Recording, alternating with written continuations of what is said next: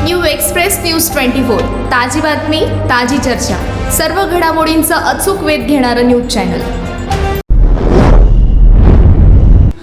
काँग्रेसच्या 60 वर्षाच्या काळात भ्रष्टाचार, आतंकवाद, कमिशनखोरीमुळे देश फरफटला, तर पंतप्रधान नरेंद्र मोदी यांनी आत्मनिर्भर भारत बनवण्याचा प्रयत्न करत देशाचा आत्मसन्मान वाढवला आहे।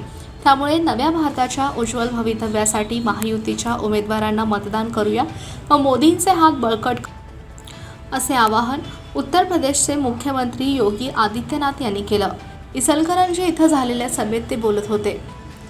महायुतीचे उमेदवार धैर्यशील माने यांच्या प्रचारार्थ इचलकरंजीत महागर्जना सभेचं आयोजन करण्यात आलं होतं। यावेळी खासदार धनंजय माडिक, मंत्री उदय सामंत, भाजपचे प्रदेशाध्यक्ष चंद्रशेखर बावनकुळे, उपाध्यक्ष सुरेश हळवणकर, माजी मंत्री सदाभाऊ खोत यांनी देश महासत्ता बनण्यासाठी धैर्यशील माने यांना मतदान करून पंतप्रधान मोदी यांचे हात बळकट करण्याचं आवाहन केलं। उमेदवार खासदार धैर्यशील माने यांनी इचलकरंजीच्या पाण्याचा प्रश्न या निवडणुकीत पण गाजत आहेत। मात्र येत्या 5 वर्षात शहराला पाणी दिलं नाही तर त्यापुढील कोणतीच निवडणूक मी लढणार नाही असं जाहीर करत उमेदवार धैर्यशील माने यांनी धर्म अधर्माच्या, सत्य असत्याच्या या लढाईत देश बळकट करण्यासाठी जनतेनं साथ देण्याचं आवाहन केलं। काँग्रेसनं नेहमीच देशाची परंपरा अपमानित होईल, बदनाम होईल यासाठी प्रयत्न केले। काँग्रेस मुसलमानांना व्यक्तिगत कायदा लागू करण्याची सवलत देणार म्हणत आहे। यापूर्वी काँग्रेस सरकारनं समिती नेमून ओबीसींच्या 27% आरक्षणातील 6% आरक्षण मुस्लिमांना द्या म्हणत होतं। एकूणच काँग्रेस इस्लामीकरण करून भारताला आणखी एका विभाजनाकडे घेऊन जाण्याच्या प्रयत्नात आहे। महाराष्ट्र किंवा हिंदुस्थान हे स्वीकारेल का असा सवाल करत योगी यांनी महाराष्ट्राची पावनभूमी आम्हा सर्वांचं श्रद्धास्थान आहे। या पावनभूमीवरून छत्रपती शिवाजी महाराज यांनी मोगल साम्राज्याचा सखाचूर केला होता। इथले किल्ले हिंदवी स्वराज्याच्या अभिमानाचे प्रतीक आहेत। अयोध्येत राम मंदिर बनावं हे बाळासाहेब ठाकरे यांचं स्वप्न मोदी यांनी साकार केलंय। राम झालेच नाहीत म्हणणारे आता राम विराजमान झाल्यावर काँग्रेसवाले राम सर्वांचेच आहेत असं म्हणत दुटप्पीपणा दाखवून देत आहेत।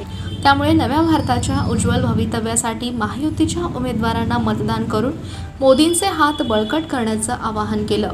अपने स्तर पर वह हर संभव प्रयास किया उसने जिससे भारत की परंपरा अपमानित हो, बदनाम हो, उसको हर प्रकार से पददलित किया जा सके।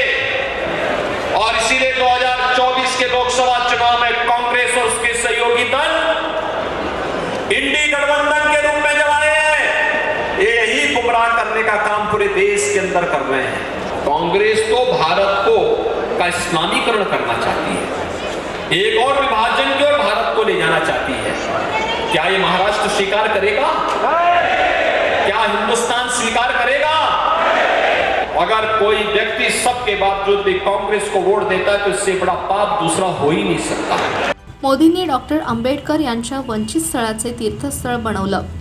देशातील नाही तर जगातील डॉक्टर आंबेडकर यांच्याशी जोडलेल्या ठिकाणांना तीर्थस्थळाचे स्वरूप दिल्याचंही त्यांनी सांगितलं। सभेत इचलकरंजीकरांच्या वतीनं मुख्यमंत्री योगी आदित्यनाथ यांचा चांदीची तलवार आणि श्री स्वामी समर्थांची मूर्ती देऊन सत्कार करण्यात आला। सभेस माजी खासदार निवेदिता माने, अमल माडिक, अशोक स्वामी, रवींद्र माने, भाऊसो आवळे, अमृत भोसले, हिंदूराव शेळके, सुनील महाजन, विठ्ठल चोपडे, पुंडलिकराव जाधव, सुरेशदादा पाटील, मिश्रीलाल जाजू यांच्यासह महायुतीतील सर्व घटक पक्षाचे प्रमुख पदाधिकारी, कार्यकर्ते, नागरिक मोठ्या संख्येने उपस्थित होते।